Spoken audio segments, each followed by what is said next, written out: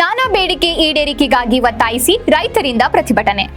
ರೈತರ ಹಲವು ಬೇಡಿಕೆಗಳನ್ನು ಈಡೇರಿಸುವಂತೆ ಒತ್ತಾಯಿಸಿ ರಾಜ್ಯ ರೈತ ಸಂಘದ ವತಿಯಿಂದ ಪಟ್ಟಣದ ಕೃಷಿ ಇಲಾಖೆ ಆವರಣದಲ್ಲಿ ಪ್ರತಿಭಟನೆ ನಡೆಸಲಾಯಿತು.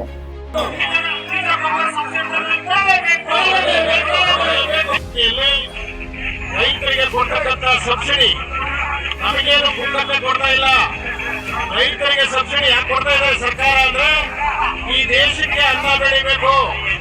ಈ ದೇಶಕ್ಕೆ ಅನ್ನ ಬೆಳೆಯೋದು ರೈತರೊಬ್ಬರೇ. ಯಾವುದೋ ಕಾರ್ಖಾನೆಯಲ್ಲೇ ಅನ್ನ ಬೆಳೆಯಕ್ಕಾಗಲ್ಲ. ಕೋಟ್ಯಾಂತರ ರೂಪಾಯಿ ಬಂಡವಾಳ ಹಾಕಿದ್ರು ಕೂಡ ಅನ್ನ ಬೆಳೆಯಕ್ಕಾಗಲ್ಲ. ರೈತರೊಬ್ಬರೇ ಈ ದೇಶಕ್ಕೆ ಅನ್ನ ಹಾಕೋದು. ಈ ದೇಶ ಹಿಂದೆ ಇಂದಿರಾ ಗಾಂಧಿ ಕಾಲದಲ್ಲಿ ಹೊರದೇಶದಿಂದ ಕೆಂಪು ಜೋಳ ಗೋಧಿ ತಂದು ಬಡವರನ್ನು ಸಾಕಿರ್ತಕ್ಕಂಥ ನಿದರ್ಶನಗಳಿದ್ದಾವೆ. ಅವಾಗ ಆ ದೇಶ ರೈತರು ನಿಮ್ಮ ದೇಶದಲ್ಲಿ ರೈತರಿಗೆ ಸಬ್ಸಿಡಿ ತಂದನ್ನೆಲ್ಲ ಕೊಡ್ರೆ ನಿಮ್ಮ ದೇಶ ಸಮೃದ್ಧಿಯಾಗಿ ಬೆಳೆ ಬೆಳೀತದೆ ಅಂತ ಹೇಳಿ ಹೇಳಿದ ಮೇಲೆ ನಮ್ಗೆಲ್ಲ ಅನ್ನ ಬೆಳೆಯಕ್ಕೆ ಪ್ರಾರಂಭ ಮಾಡಿದ್ರು.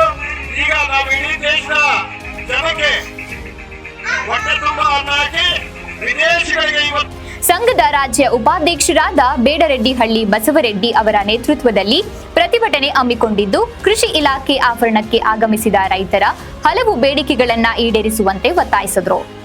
ಈ ಸಂದರ್ಭದಲ್ಲಿ ರೈತ ಮುಖಂಡರು, ರೈತರು ಇದ್ದರು.